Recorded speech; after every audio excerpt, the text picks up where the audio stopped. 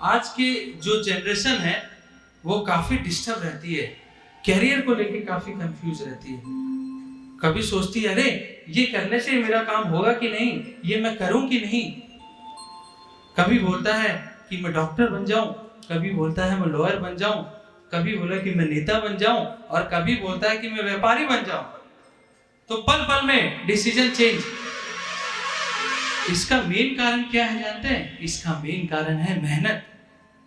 हम देख तो लेते हैं हॉस्पिटल में जाके कि ये डॉक्टर बन गया, हम देख तो लेते हैं कोर्ट में जाके ये वकील, हाई कोर्ट, सुप्रीम कोर्ट में क्या करता है क्या नहीं, लेकिन हम ये नहीं देखते कि इसके पीछे इसका कितना आउटपुट है। आउटपुट होगा तभी तो फल मिलेगा। तो इसी तरह आप कर्म करिए, कर्म के बिना इस दुनिया में कुछ नहीं है। और अगर ये श्लोक अगर ध्यान में रखेंगे ना तो क्या होगा जानते हैं? इस श्लोक से आपके नेगेटिव थॉट्स है ना वो निकल चुके होंगे। क्योंकि जब आपको फल की इच्छा नहीं होगी तो आपको चिंता की क्या बात होगी। तो कर्म करिए। भगवान ये बोलते हैं जैसे कि एक बच्चा रहता है घर में और एक माँ रहती है। माँ बोलती है बेटा एक काम करना, तू खेलने जा, मैं तेरे को ना चॉकलेट दूंगी। लेकिन माँ को ये नहीं पता कि वो जो खेलने जा रहा है ना उसके लिए वही रिवार्ड है, चॉकलेट उसे नहीं चाहिए, खेलना उसको बहुत अच्छा लगता है। जैसे कोई क्विज कॉन्टेस्ट में या कोई कॉन्टेस्ट में भाग लेता है तो मान लीजिए वो क्वार्टर फाइनल, सेमीफाइनल, मान लीजिए फाइनल तक नहीं पहुंच पाया, लेकिन उसने कंपटीशन तो किया। अरे हारे जीते आगे जाए उससे कोई फर्क नहीं पड़ता, लेकिन आप उसमें वो कर्म तो करो। आपको कैसे मालूम कि आपको फल मिलेगा कि नहीं मिलेगा? कर्म नहीं करोगे तो बैठे रहोगे, और जो अपॉर्चुनिटी है, जो सामने आई हुई रहेगी अपॉर्चुनिटी, वो भी आप खो दोगे। और आजकल लोग बात बनाते हैं, मॉडर्न लाइफ है भाई, हर कोई बात बनाएगा, हर छोटी छोटी चीजों का इश्यू तो होना ही है। तो क्या बोलते हैं? अरे भगवान कृष्ण ने गीता में यही तो कहा है कि ड्यूटी करनी है, डू योर ड्यूटीज। तो हम कर रहे हैं, सुबह जा रहे हैं अच्छा से ऑफिस, रात को आ रहे हैं आराम से, बस यही तो ड्यूटी है। अब मुझे एक बात बताइए, अर्जुन इतना इंटेलिजेंट था, उसके लिए 18 अध्याय क्यों लिखना पड़ा? वो तो एक श्लोक में ही मान जाता। हाँ सही बोला आपने। अब जैसे क्या होता है कि एक गांव में एक भक्त रहता है भगवान का। भक्त जब बाढ़ आने वाली होती है उस गांव में, और जब बाढ़ आने वाली होती है तो एक जीप आती है सामने, बोलती है अरे बाढ़ आने वाली है, सब तो अपनी सुरक्षित जगह पे पहुंच रहे हैं और उनको मिल भी गया है, तुम बचे हो और कुछ थोड़े बचे हैं, एक काम करो जीप में आ जाओ। तो वो बोलता है अरे मुझे तो पूर्ण विश्वास है भगवान पे, एक काम करो तुम चल जाओ। अरे बड़े पागल हो, बड़े मूर्ख हो, मौत को बुलावा तुम खुद ला रहे हो और बोलते हो भगवान बचाएंगे। तो बड़ा मूर्ख है, फिर मैं निकल जाता हूं।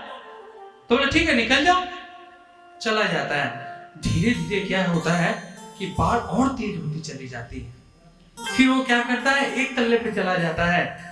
एक तल्ले पे जब चला जाता है तो देखता रहता है सामने नाव आ रही है, नाव आ रही है, और नाव वाला भी बोलता है अरे अरे अरे आ जाओ जल्दी, हाई अलर्ट होने वाला है, डूब के मर जाओगे इसमें, अस्थियां भी नहीं दिखेगी। तो बोला अच्छा नहीं जाओ, तुम लोग डरते होगे इस तूफान से, इस बाढ़ से, मैं तो डरने वाला नहीं हूं, क्योंकि बाके बिहारी मेरे साथ है, खुद साथ है, मैं इतनी पूजा पाठ करता हूं, तो वो इतना भी रहम नहीं करेगा कि मुझे लेके चला जाएगा। तो बोला अच्छा। बोला यार मैंने पहला पागल देखा है जो नाव में बैठे रहते हैं, उनको भी बोलते हैं देख कितना बड़ा पागल है, लगता मेंटल है, अभी अभी अस्पताल रांची से ही आया अभी अभी। बोला चलो अपना क्या जाता है, चलो। नाव चली जाती है, धीरे धीरे और बाढ़ आती है। अब बाढ़ की गति तो बढ़ ही जाएगी ना, तो फिर क्या होता है, वो छत पे चला जाता है। अब लास्ट तो छत ही रहती है। देखते देखते क्या होता है, हेलीकॉप्टर आता है, हेलीकॉप्टर घूमता रहता है चारों तरफ। तो सामने उस भक्त को दिखता है, तो बोले अरे मैं काम करता हूँ, तुम ही बच गए, सबको तो मैंने ले लिया, तुम एक काम करो, मैं सीढ़ी डालता हूँ और इस पे चढ़ के आ जाओ। क्यों आऊं मैं, जब मैं इतनी देर जिंदा रह गया, भगवान चाहते थे कि मैं जिंदा रहूं, इसीलिए तो मैं यहां हूं, तो मैं यहीं रहूंगा, कहीं नहीं जाने वाला, मेरी भक्ति भटकने वाली नहीं है। हंसने लग गया हेलीकॉप्टर वाला, फिर से बोलता है कि अच्छा जा, तेरे जैसा मूर्ख मैं देखा नहीं। अब तू बोल रहा, खुद हमें बोल रहा है कि तू जा, और बोलता है कि नहीं मुझे कौन बचा लेगा। देखे हम भी देखते रहते हैं तुझे कौन बचाने वाला है। धीरे धीरे बाढ़ बढ़ती जा रही है और आखिर में क्या होता है कि वो बाढ़ से डूब जाता है। डूब जाने के बाद वो ऊपर जाता है। ऊपर जाने के बाद भगवान के सामने आता है, अरे भगवान आपने ये क्या किया, मैंने आपकी इतनी पूजा पाठ की, इतना आपका कीर्तन किया, इतना सब कुछ किया, लेकिन फिर भी मुझे मौत के घाट उतार दिया आपने। बोले अरे पागल, मैं तेरा पतवार था, तू नहीं समझ पाया, वो जीव जानता है कौन लाया था, मैं तो तुझे बचाने आया था, लेकिन तू खुद नहीं आया तो मैं भी क्या करूं। नाव भी मैं ही लेके आया था और हेलीकॉप्टर भी मैं ही लेके आया था। अब कर्म करने के लिए तुझे हाथ तो बढ़ाना पड़ेगा, खाना सामने पड़ा है उसे खाना तो पड़ेगा, और मैंने तेरे लिए इतना सब कुछ किया, अब तू नहीं समझ पाया तो फिर मैं क्या करूं, कुछ नहीं कर सकता।